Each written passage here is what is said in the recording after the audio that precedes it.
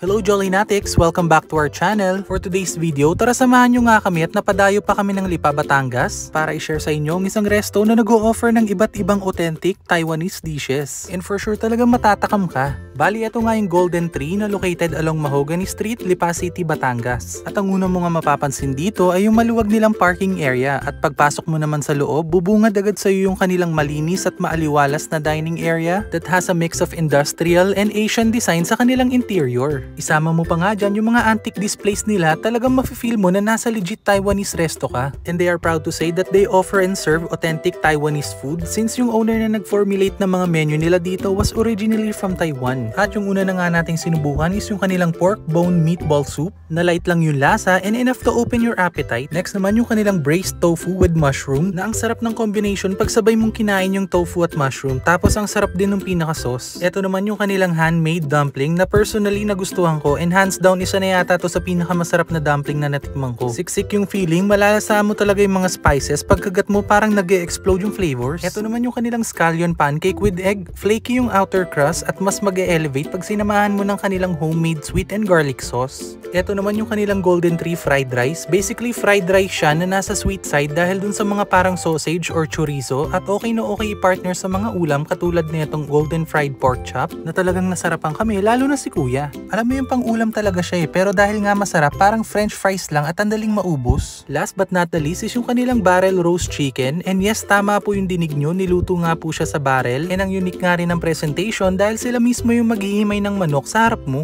Meron pa nga yung instructions kung paano kainin, so syempre sinundan natin yan. At ano pang hinihintay natin, kuha na tayo at lagyan nga muna daw ng chicken oil, and after that lagyan ng pepper powder. Sa una hindi siya masyadong malasa pero habang kinakain mo na siya, dun mo na malalasahan yung linamnam ng chicken oil, tapos lalo pang sumasarap dahil dun sa pepper powder. For drinks naman, we had the classic milk tea na hindi ganun katamis, tama lang at magugustuhan ng mga bata. Same goes dun sa kanilang winter melon. Tapos ito yung una akala ko beer, pero ito yung kanilang Golden Tree iced tea. Unlike dun sa mga typical iced tea, wala siyang asim although merong konting tamis. Light lang yung pagkati niya at marerefresh ka talaga. Isa pang nagustuhan namin dito, lalo na ng mga kids, is yung kanilang papaya shake na creamy at saktong-sakto lang yung tamis. Meron din naman sila ditong ibang drinks tulad ng soda at beer. At since malapit na nga ang Valentine's at kung mapagawi kayo dito, nag-o-offer din sila ng premium wine. Tapos napansin ko nga rin ang dami nilang orchids display dito. And I found out na binibenta pala talaga nila yung mga orchids. And if you're interested, you can check out their Facebook page for more information. So there you go, Jollinatics. I hope nabigyan na naman namin kayo ng idea kung saan masarap mag-food trip, lalo na yung mga mahihilig sa Taiwanese food dyan. Kaya nga kung magawi kayo ng South, particularly sa Batangas, try nyo na rin dito sa Golden Tree and talagang worth it subukan. And kung natakam at nag-enjoy nga kayo sa video na to, please don't forget to like, share, and follow our page for more videos like this. And as always, thank you so much for watching!